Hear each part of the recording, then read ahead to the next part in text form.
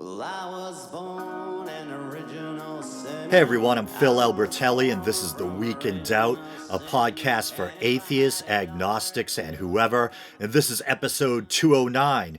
Before we start, I'd like to give a quick shout out to Evan McKee for liking the Week in Doubt Facebook page. And also, another quick correction. I opened last week's episode about the Satanic Temple by apologizing for my tendency to make flaky mistakes. And ironically, I then went on to get the temple's name wrong about 7 times. I had researched the topic all last week, reading articles and watching videos, and yet the most basic thing, the organization's name, I got wrong. It's the Satanic Temple. I kept saying the Temple of Satan. Maybe I should start my own group. Anyone want to join the Temple of Satan? Kidding, unless I have some takers. But anyway. I think I did actually get the name right once or twice at least. My apologies to Lucian Greaves and everyone else who's a part of the organization known as the Satanic Temple. My bad. I actually had a back and forth with Lucian via Twitter. There may be an interview in the works. If I wasn't a skeptic, I'd say fingers crossed. For some reason, these interview opportunities rarely seem to come to fruition. Okay, so on with the show. So it's October now. I love the fall. I love Halloween. Well, actually, I love the build up to Halloween. The actual night is usually hit or miss. Kids ceaselessly knocking on your door, or parties with grown ass people wearing costumes. But usually there's at least some sexy witches or supergirls or something. But anyway, I'm digressing. My point is, I dig Halloween, and every year I like to release a documentary or two in keeping with the spirit of the season. In fact, this episode was almost going to be a documentary on the Salem witch trials, but I decided to do the news story thing instead. Maybe next week will be that doc, and then I might do one on The Exorcist, too. But this first story is definitely in keeping with the whole Halloween theme. It seems Ken Ham, everyone's favorite creationist, sarcasm intended, is up to his old tricks again. This time he wants people to hand out phony cash with threats of eternal damnation printed on it to unsuspecting kids on Halloween. I hope they at least tape a starburst or something to the back of it. Imagine if that's all you get. If you hand those things out instead of candy and get egged, you have no one to blame but yourself. But I'll read a little bit from, you guessed it, a HuffPost article. It's entitled, Creationist Group Wants You to Tell Trick-or-Treaters They're Going to Hell. It's the subtitle is How to Have the Absolute Worst House on Halloween. It's by Ed Mazza. Let's see, and there's a photo of one of these fake bills with a caption. These fake $1 million bills warn of all the different things that could send you to hell, and one evangelical group wants you to give them out to trick-or-treaters on Halloween. Anti-Halloween creationists have some ideas about the holiday that could turn your home into the least popular trick-or-treat stop in the neighborhood. Instead of handing out candy, Answers in Genesis want you to give trick-or-treaters fake $1 million bills that warn children of the fiery hell that awaits them. Have you ever lied, stolen, or used God's name in vain? Reads part of a fake bill with Noah's Ark on the front.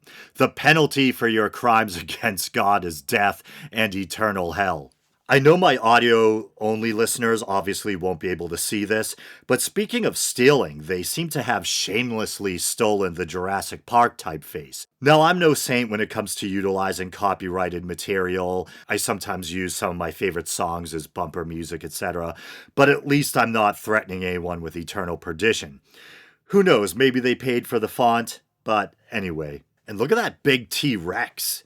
Let me on the ark, fellas. I promise I won't eat anybody. Or does Ken Ham think the dinosaurs died in the flood? I can't keep his BS straight. I thought there were images circulating online before of like animatronic dinosaurs nestled aboard the ark or something like that. But in order to try to maintain his young Earth creationist theory that humans and dinosaurs lived side by side, doesn't he try to suggest that just because certain dinosaurs had sharp teeth doesn't mean they were carnivorous?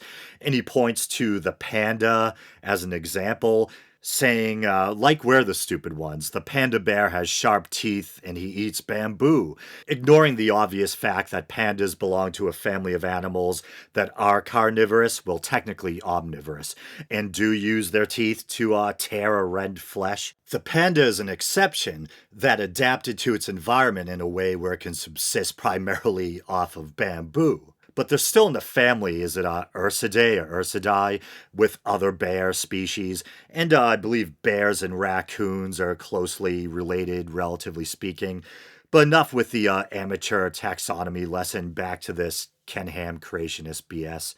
Have you ever lied, stolen, hated, or dishonored your parents? Isn't the penalty in the Old Testament for dishonoring your parents death? Have you looked with lust? Well, yes, I have. God says that's the same as committing adultery in your heart. A message on the bill reads as it describes the Ten Commandments. And if you've broken any of these rules, you're doomed. The penalty of sin is death and eternity in hell. Don't try to hide either because, and that's the author speaking, but here's another quote. God knows your every thought, word, and deed, and your conscience confirms that you're guilty. Along with selling packs of the hell money, Answers in Genesis is also hawking a Halloween Learn and Share kit, which contains both sets of bills, a DVD with an anti-Halloween lecture, and an anti-Halloween book that appears to be a printed version of an essay from the Evangelical Christian Organization's website. According to the essay, Halloween has quote-unquote evil intent, considerable paganism, well, that part's true, and the glorification of sensuality, that sounds cool, death and demons. It's like everything I like, paganism, sensuality, demons. The group urges churches to host social functions on October 31st to prevent kids from celebrating. If a Christian alternative is not possible in your location, then take advantage of this opportunity to share with people the message of the gospel and how Jesus Christ has conquered death and the forgiveness that can only be found in God when you greet trick-or-treaters, the essay reads. Jesus Christ conquered death. Oh boy. Do I want to go off on a long-winded digression? As powerful as I sometimes find the story of the death and resurrection, the surrounding theology, in my humble opinion, is very convoluted. God made everything, man, woman, the tree of knowledge, even the talking snake, makes mankind imperfect and susceptible to temptation, and then when they act upon that temptation, i.e., eating the wrong kind of fruit, playtime's over, expelled from the garden, cursed with death. Original sin, another concept were it true that would go into the Yahweh's a dick column. Two people ate the wrong kind of produce, and now the rest of us have to be steeped in misery and held accountable. Maybe the Gnostics were onto something, at least regarding their view of the God of the Old Testament. As I've said on the show before, to me it definitely smacks of mythology. Often the old myths were man's attempt to explain natural phenomena. It almost seems to me like the story of the fall in the garden is man's attempt to explain suffering and death. Of course, there's even some Christians who think that many of the Old Testament stories are just parables, including the story of the garden. Rightly so, given what we know about evolution. But if the fall in the garden was just a story, and Eve never plucked that apple, well, technically, I think it would have been a fig or a pomegranate, then what the hell did Jesus die for?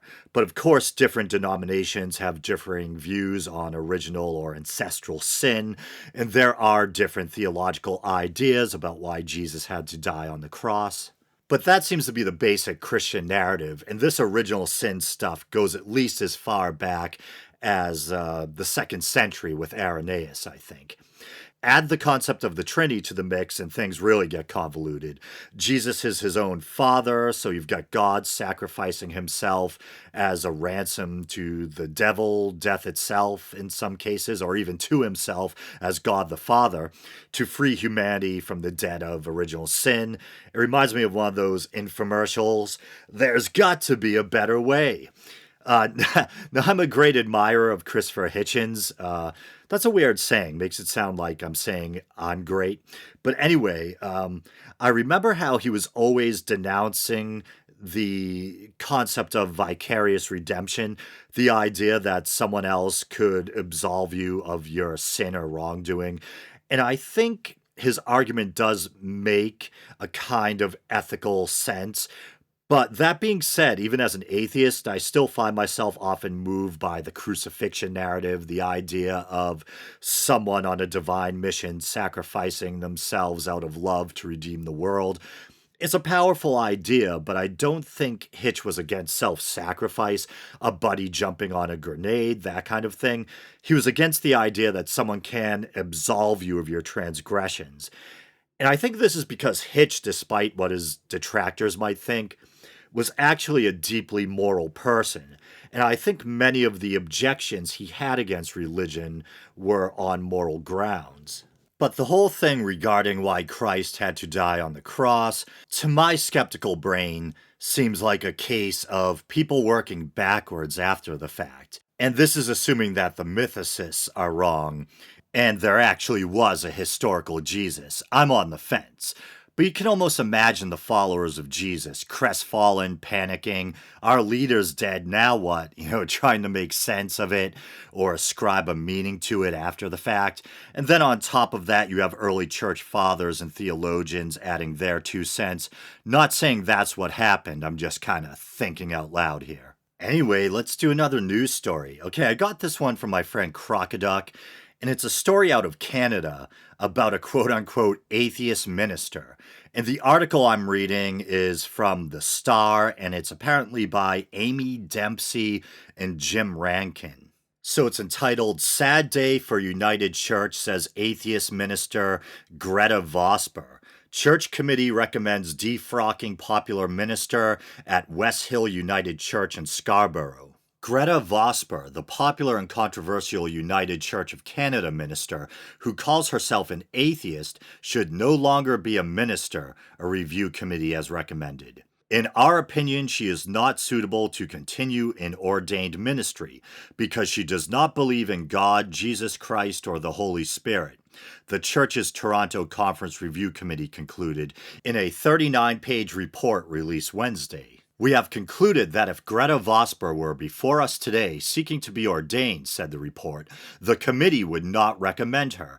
After prayer and much discussion, the 23-person committee voted 19-4 in favor of a motion that found Vosper unsuitable to continue serving.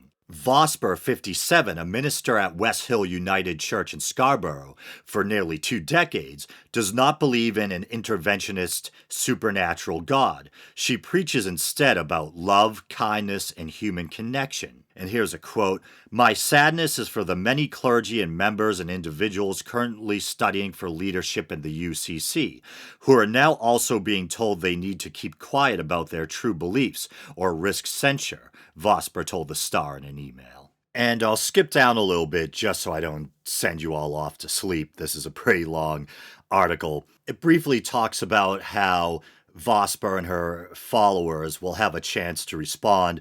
Then it continues, "If the committee was to find that Vosper should be put on the quote-unquote discontinued service list, the most severe outcome she could face, there would have to be a further hearing at the national level of the church. Vosper has been an outspoken voice in a slow but growing movement within the United Church toward downplaying Jesus and the Bible and adopting a more metaphorical interpretation of religious symbols and a greater emphasis on humanist, environmental, and social justice causes." And note to self, you've been watching too much YouTube when you can't even hear the phrase social justice without thinking of blue hair or Trigglypuff or something. But anyway, where was I? "Downplaying Jesus and the Bible and adopting a more metaphorical interpretation of religious symbols and a greater emphasis on humanist, environmental, and social justice causes. Some argue it will reinvent a struggling church with declining attendance. Others believe it will destroy it. The minority who dissented to the interview committee's motion finding Vosper unsuitable wrote that many of her theological positions, while not in the mainstream, are not unique amongst the ministers and laypersons of the United Church. Until recently, Vosper's unorthodox approach was welcomed by the United Church of Canada, a historically inclusive and open-minded Protestant denomination founded in 1925, when Presbyterians, Methodists, and Congregationalists formed a union. It is a church that has always avoided setting boundaries on the scope of acceptable beliefs. Vosper, whose Twitter bio boasts irritating the church into the 21st century has pushed the limits of that openness. In challenging Vosper's suitability for ministry, the church took the unprecedented step of asking itself whether there is a line. The majority of the 23-member review decided she has crossed it. In the past, top elected church leaders known as moderators have enthusiastically come to Vosper's defense, whether they agree with her or not. No one questioned her in 2008 when she published her first book, With or Without God, Why the Way We Live is More Important Than What We Believe. Actually, those are words to live by. Why the way we live is more important than what we believe. Or a few years later when she published her second, Amen, What Prayer Can Mean in a World Beyond Belief. The tipping point came 3 years ago when Vosper adopted a new label, Atheist. The West Hill congregation has stood behind her through it all. Others have balked, calling her a heretic, an abomination, that's pretty strong, a provocateur, and demanded to know why an atheist is allowed to preach from a Christian pulpit. Things escalated in January 2015 when she wrote an open letter to then moderator Reverend Gary Paterson, not Peterson, Paterson. All these people have, like, if you were writing a story about some drama about a church, like this dude has Pater in his name. Vosper kind of sounds like Vesper. But anyway, in a response to a prayer published on the United Church of Canada website for those killed in the Charlie Hebdo attacks, arguing the use of religious language reinforced the belief that motivated the killings, the existence of a supernatural God. Yeah, that definitely takes balls, being a minister and chastising someone for promoting belief in God. In May 2015, Toronto Conference announced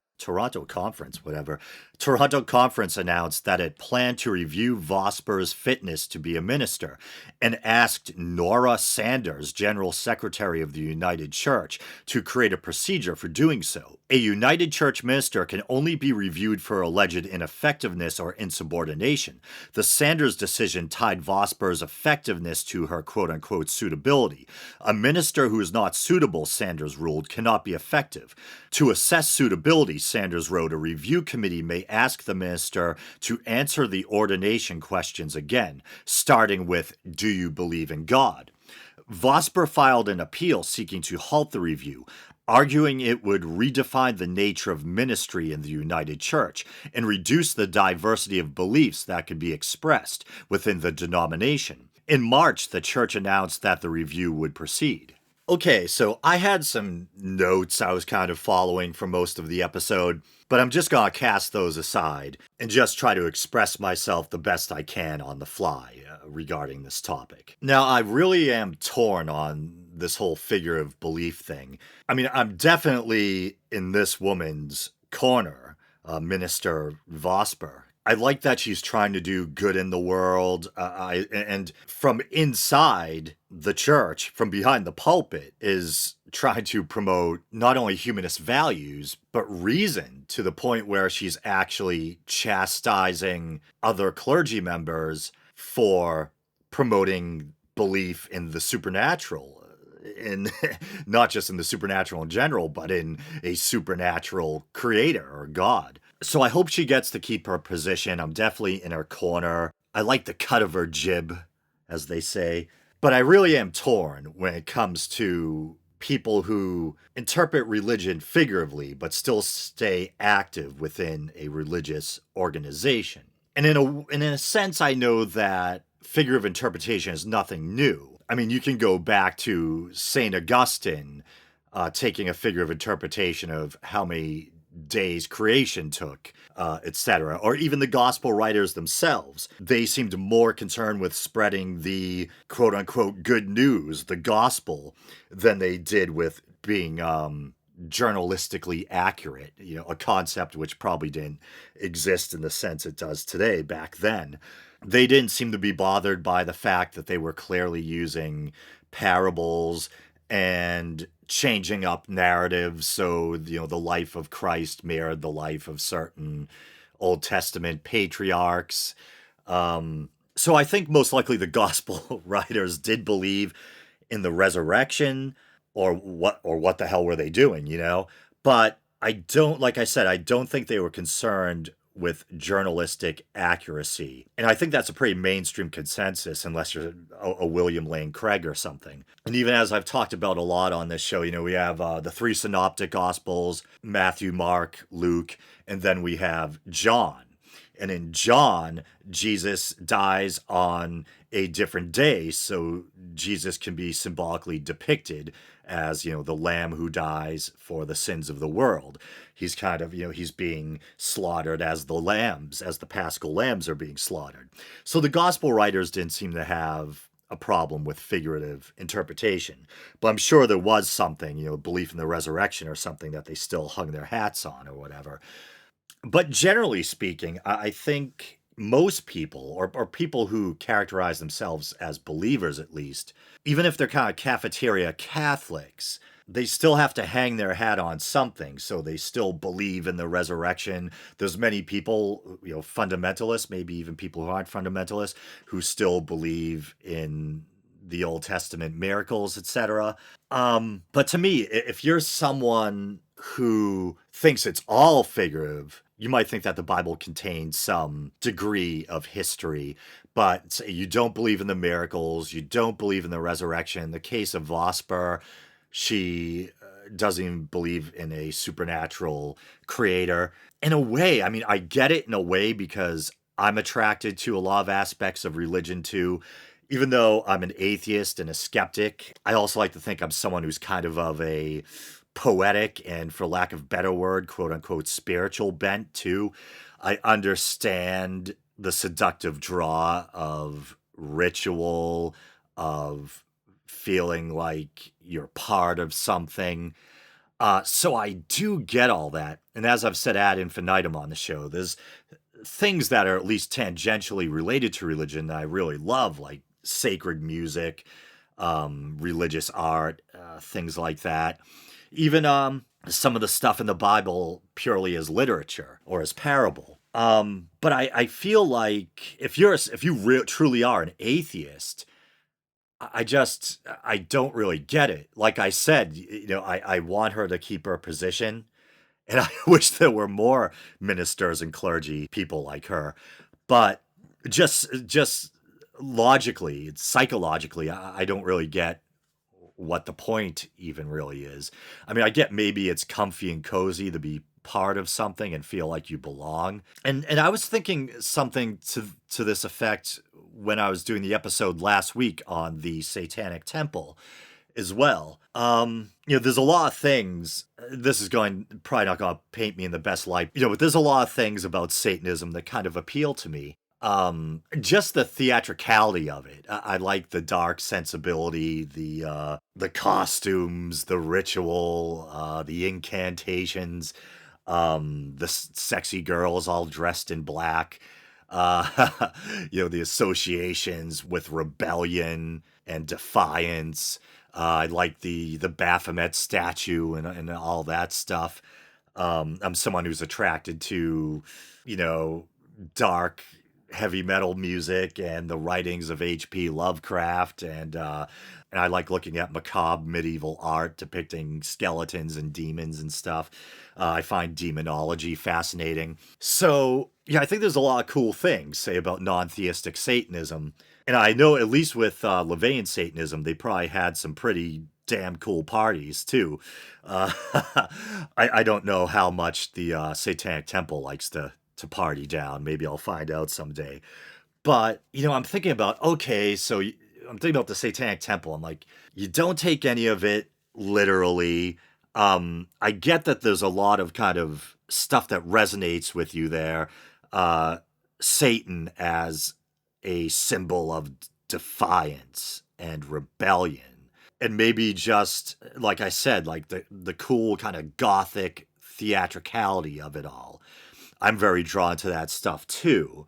But both say with the idea of an atheist minister or even with non-theistic Satanism, I'm like, well, what the hell are people hanging their hats on? I'm not saying you need a supernatural belief to hang your hat on. Damn, I'm an atheist, you know what I mean? But I guess in a way I'm kind of a lone wolf atheist where I'm not really a joiner in the first place. And I'm like, even if I find an organization tempting, like I've fantasized about becoming a damn Yazidi or maybe a Gnostic Christian if there's still any kicking around. There's these, or even I've thought about becoming a non-theistic Satanist before. There's these groups, these organizations that I feel a pull towards, and that I do like the symbolism. I like some of the ideals and the principles. But then I'm like, then I imagine myself, okay, I'm in the organization. Now what? I don't believe in a God. I don't believe in the supernatural. As cool and as moving as I find ritual, I think there's probably a lot of ritual in my own life, in my own weird poetic way, the weird way I view the world, the sense of awe I get from watching leaves or branches stir in the wind or watching the sunrise. It almost feels like a ritual to me, or the feeling that comes over me when I get or when I'm struck with artistic inspiration. But I feel like if I'm inside a structured organization, I'm a non-believer, they're non-believers or whatever. I mean, what's what is it, a social club? And then maybe I'm so satanic, I'm even too satanic for the Satanists. Because, and I'm speaking figuratively, because I'm so defiant that I picture myself, even if I was a non-theistic Satanist, I'm like, and they start doing rituals and you have to conform to the rituals. I'm like, I don't even want to conform to the rituals. I'm against all of it. I don't want anything that smacks of groupthink or religious structure. We're not believing in anything literally, so aren't these rituals all kind of empty in a sense? And why do I want to just go through the motions and pay lip service or genuflect or pantomime with a bunch of other people when I brass tacks I don't believe? Hopefully, if the Satanic Temple is listening again, I haven't offended you guys. Not my intent. And I understand that maybe there's some psychological or symbolic power to ritual. And I think that you guys really do great work when it comes to your separation of church and state activism. And you definitely seem like the type of guys and gals, have I ever said gals in my life, that I'd like to hang out with, really cool people. Yeah, partying with non-theistic or even theistic Satanists, definitely on my bucket list, but with the latter, I might have to worry about whether or not my intestines will still be intact at the end of the night. Is that bigoted? Is that a stereotype? Yeah, but once again, no offense intended. I was just kind of venting when it comes to, my mixed feelings on figure of belief. But of course, we could probably all agree that at least figure of believers are probably a lot easier to reason with than literal believers. But with that being said, I think I'll call this episode a wrap. You guys know the drill. Please follow the show on Twitter. Please like the Facebook page. If you're a YouTube viewer, please like, comment, and subscribe. Trying to, grow the show here, as I've been saying the last couple of weeks. If you want to help the show out monetarily, you can do so by using the PayPal widget at the bottom of the Podbean page. There's all that alliteration. Or you can go to patreon.com/theweekindoubt and support the show for as little as 99 cents a month. And a very big thank you to all you guys who do support me monthly through Patreon. You're basically helping to cover the cost of the show. As I've explained before, here's a tip. Or a little inside info for you aspiring podcasters out there. You don't just upload your stuff directly to iTunes. You need a middleman where you can host your feed, and that's why I use Podbean. And like an idiot, I kept upgrading to more and more expensive packages when I thought I was running out of storage space. So it cost me about 19 something a month to host the feed on Podbean. And I make just about that much, about 20 something dollars from you guys every month. So I appreciate that very much. That's one less bill I have to pay every month. And I really appreciate that. Any more that I make beyond that, I'm going to try to sink back into the show as well. Maybe, spend it on better equipment or whatever. And then if I can really start pulling in the bucks, I'd like to do this as my day job eventually. I can dream. But that would truly be awesome. But as always, thanks for listening, guys, and until next week.